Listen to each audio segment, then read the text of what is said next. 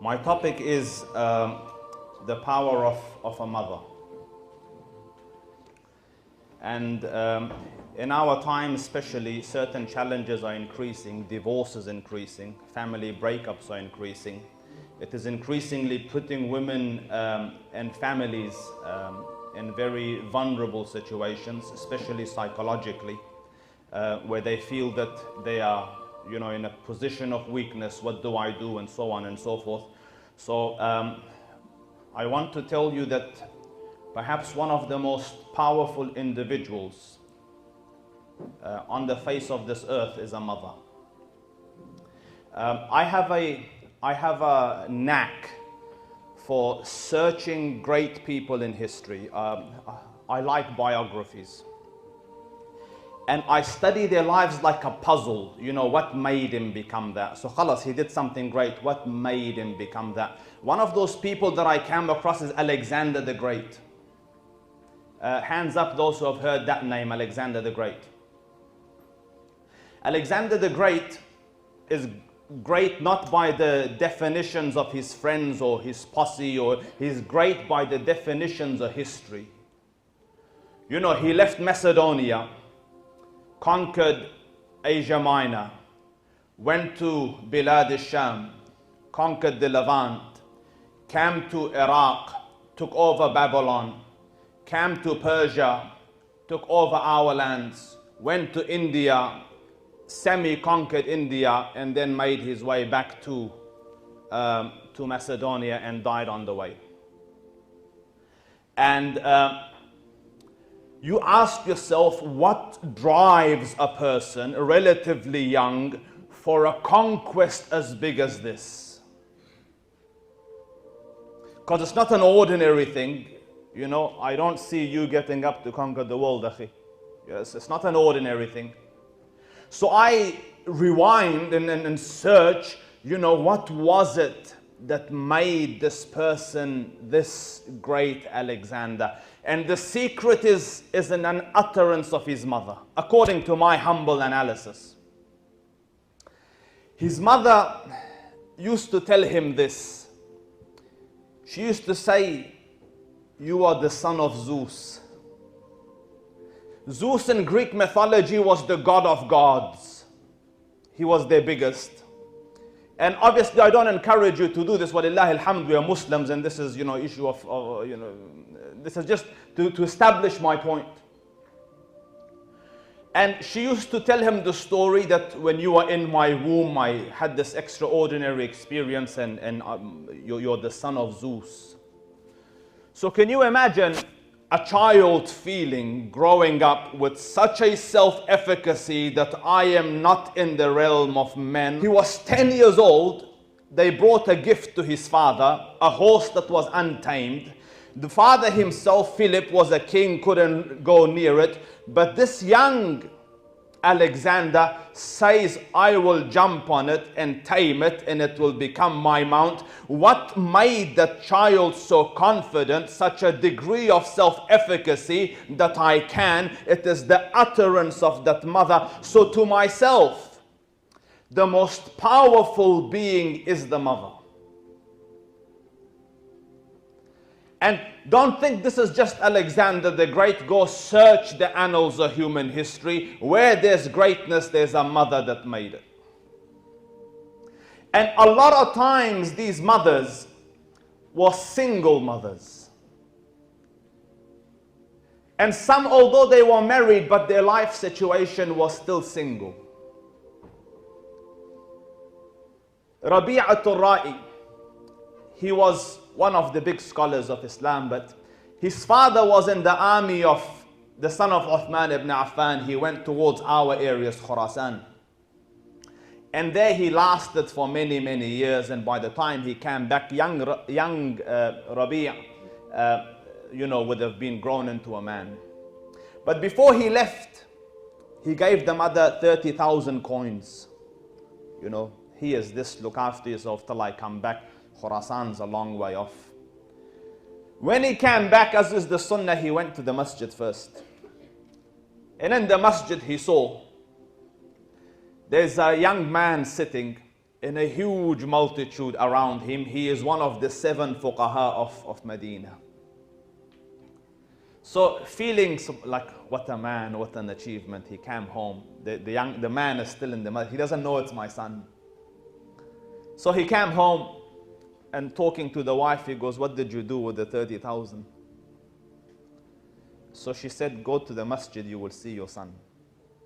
So he went to see, subhanallah, and he said, you spent it well.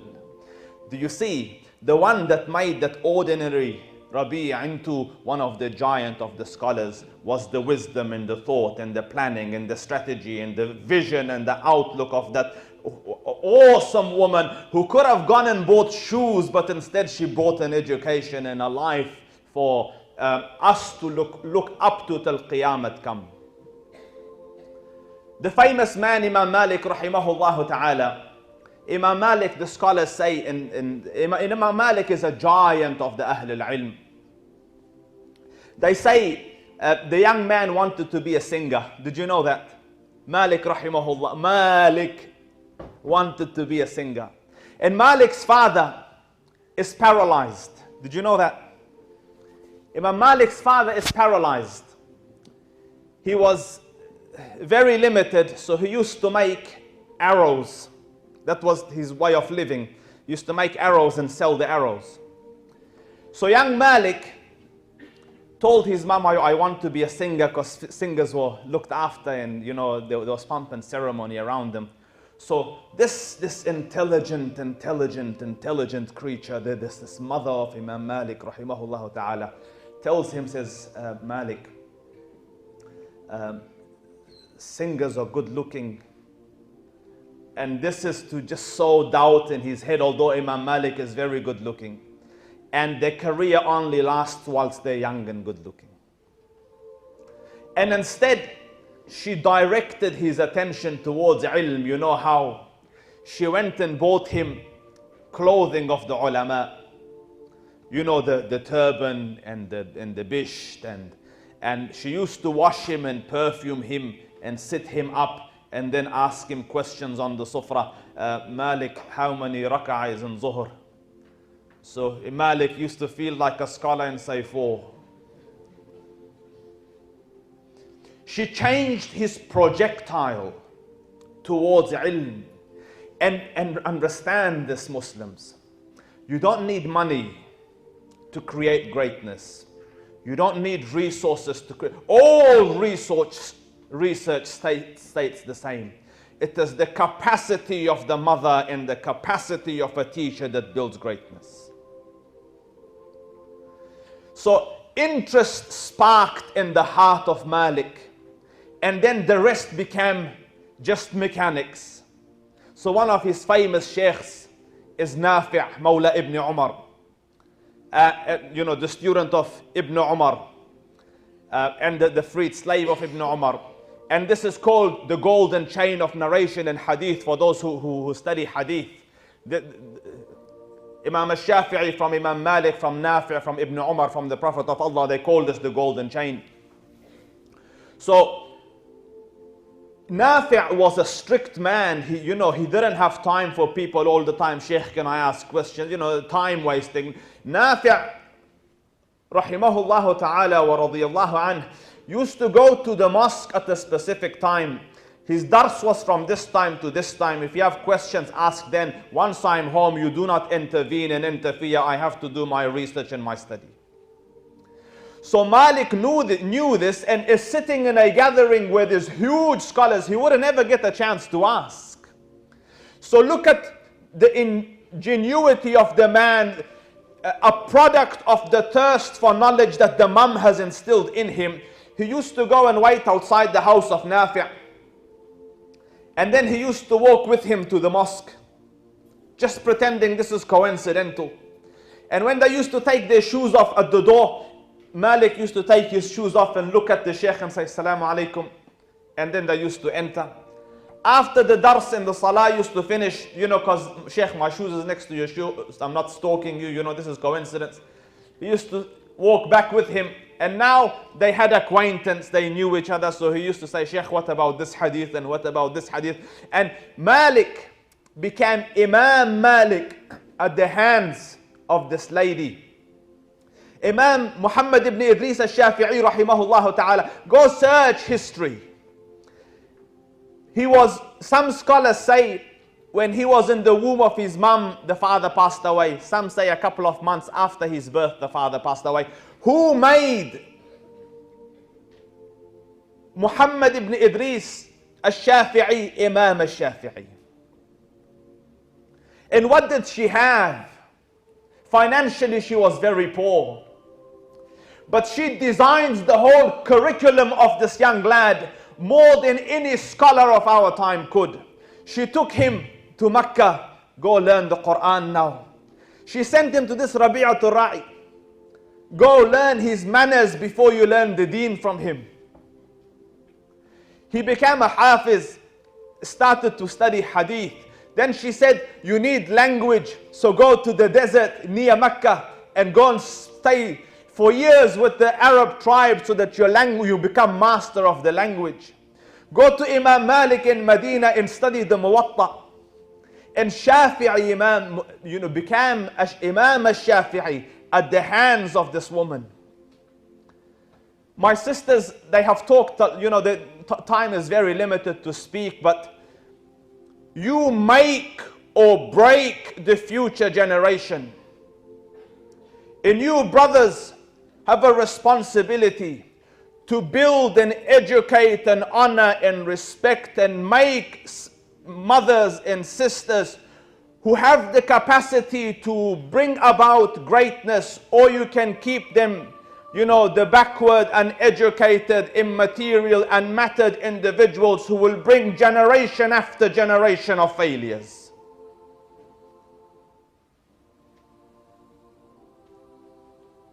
And understand this. And so far my evidence is from history.